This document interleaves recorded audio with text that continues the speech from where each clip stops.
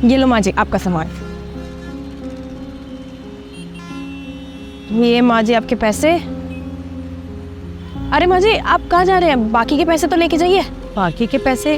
लेकिन बेटा 100 रुपये तो दिए थे मैंने। 80 रुपए की सब्जी हो गई तो 20 रुपए तुमने मुझे दे दी।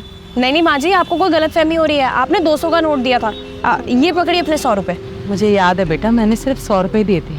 अरे माँ जी कैसी बात कर रही हैं? इतनी बड़ी दुकान चला रही हूँ, अपना नुकसान थोड़ी ना कराऊंगी। आप भूल गई होंगी, मैं कह रही हूँ ना, आप रखिए 100 रुपये। अच्छा, हो सकता है बेटा भूल गई हूँ। उम्र हो गई है ना, अब चीज़ें याद नहीं रहती।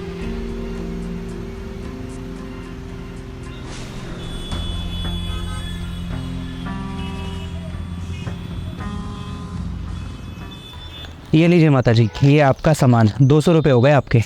हाँ बेटा, ये लो। धन्यवाद। अरे माता जी कहाँ जा रही हैं?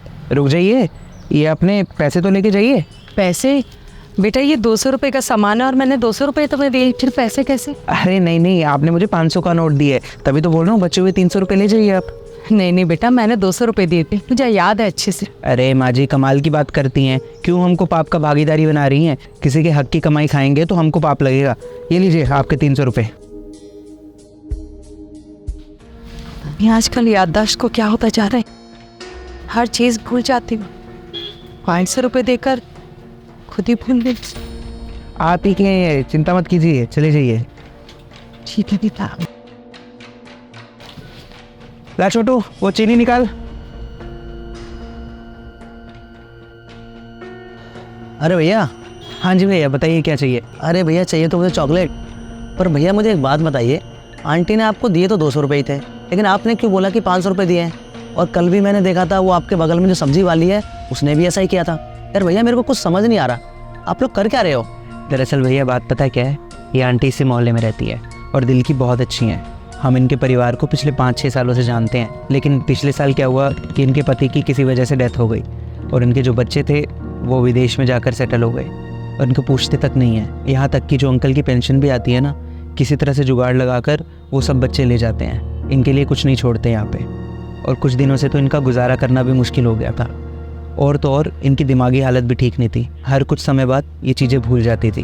तो तब से हम सब मोहल्ले के दुकानदारों ने एक फ़ैसला किया कि जब भी ये कोई सामान लेने आएंगी तो इनको हम पैसे ज़्यादा वापस कर दिया करेंगे, ताकि इनसे इनकी थोड़ी मदद हो जाए, क्योंकि ये चीज़ें भूल जाती हैं तो इनको समझ भी नहीं आता। इस तरह से इनके पास पैसों की कमी नहीं आती और इनका गुजारा चलता रहता है। तो भैया आप इनको सीधा सीधा मदद कर दो ना फिर। भैया मैंने आपको बताया ना कि इनके बच्चे कैसे हैं।